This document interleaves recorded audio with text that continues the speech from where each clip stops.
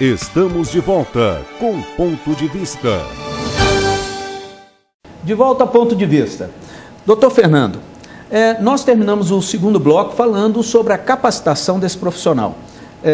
Ficou aquela questão de que nem sempre o empresário, o micro e o pequeno empresário tem um preparo. Já passamos dessa época que nós acreditamos na vocação simplesmente como o fundamental para que se exerça a função de empresário. Nós agora pensamos em termos de qualificação, de capacitação. E é isso que a gente precisava conversar sobre isso. Como é que se dá a capacitação em termos de assessoramento e consultoria? Como funciona? Certo, muito bem. Realmente, como você disse, as pessoas abrem as empresas por instinto, não é? Acreditando muito no otimismo, não é? Que a empresa vai dar certo. Porém, se não estiver preparado, isso pode ser um problema. Do ponto de vista de capacitação, existem as capacitações empresariais propriamente ditas, sobre vendas, sobre precificação, sobre atendimento a clientes e tudo mais, e há também a possibilidade de capacitação na área jurídica. Como isso pode ser feito? Então, eu dou um exemplo do que eu tenho feito aqui em Presidente Prudente e na região. É possível, por exemplo, antes que alguém pense em abrir uma empresa, é possível que ela contrate um advogado, um assessor, um consultor jurídico, para que ele pense a empresa na questão jurídica, principalmente quanto ao futuro. Ou seja, uma assessoria pensando a médio e longo prazo. Por exemplo, vai se contratar funcionários? Esse funcionário precisa ser um funcionário registrado ou um funcionário pode ser autônomo? Ou seja, pensando já no futuro, dependendo do que ele vai atuar, se isso pode gerar futuramente uma ação trabalhista ou não. Então, essa é uma forma de capacitação.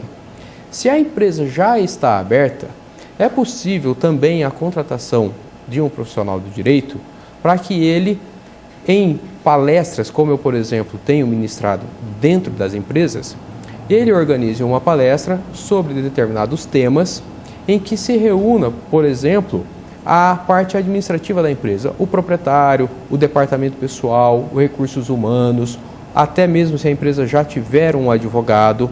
Então, em uma palestra, podem ser abordados diversos pontos em que depois eles são acompanhados após essa palestra para se constatar se a empresa, depois que a palestra foi realizada, se a palestra vem realmente empregando aqueles pontos que foram discutidos na palestra. Então, esta é uma forma de capacitação e esta das palestras, por exemplo, é uma capacitação que pode ser realizada uma vez só. Dá-se a palestra, depois faz um acompanhamento por um determinado tempo e depois, se a empresa não desejar, a prestação de serviço se encerra. Então, é possível sim essa capacitação já com a empresa em andamento. Quando a gente não conhece nada, nós temos dificuldade até mesmo de fazer pergunta. Eu acho que a questão importante da palestra é isso, é dar um conhecimento básico para o empresário para que ele possa até melhor utilizar a assessoria jurídica que ele tem e até mesmo a assessoria contábil. Sim. Né? Porque o desconhecimento total faz com que ele aproveite até menos desse serviço que ele estaria contratando. Ele não Sim. consegue identificar onde é que ele precisa do advogado Um ou do exemplo, contador. brevemente. Uma questão que é muito importante hoje nas empresas é a questão do assédio moral. Não é? Assédio moral entre empregados ou entre proprietário e empregados.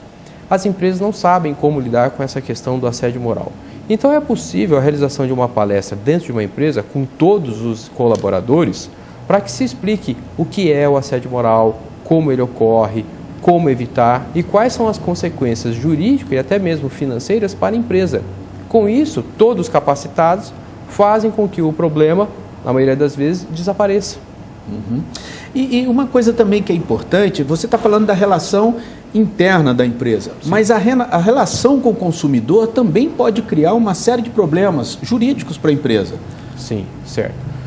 Principalmente naquelas empresas que aquelas empresas do comércio mesmo, as empresas de venda e também as prestadoras de serviço ao chamado consumidor final, aquele que aproveita o produto ou aquele que aproveita o serviço.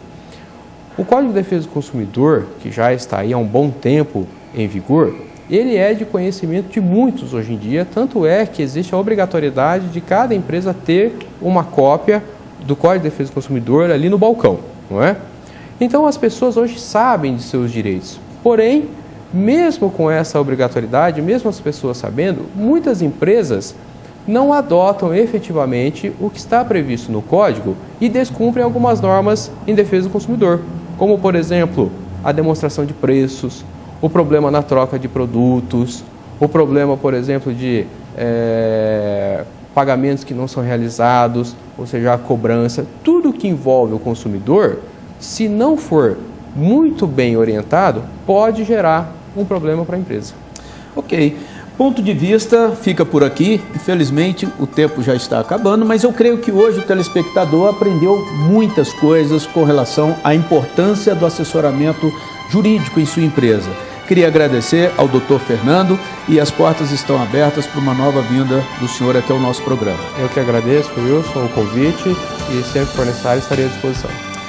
Ponto de Vista e TV Cidade, sempre em busca do desenvolvimento de nossa região. Até o próximo programa.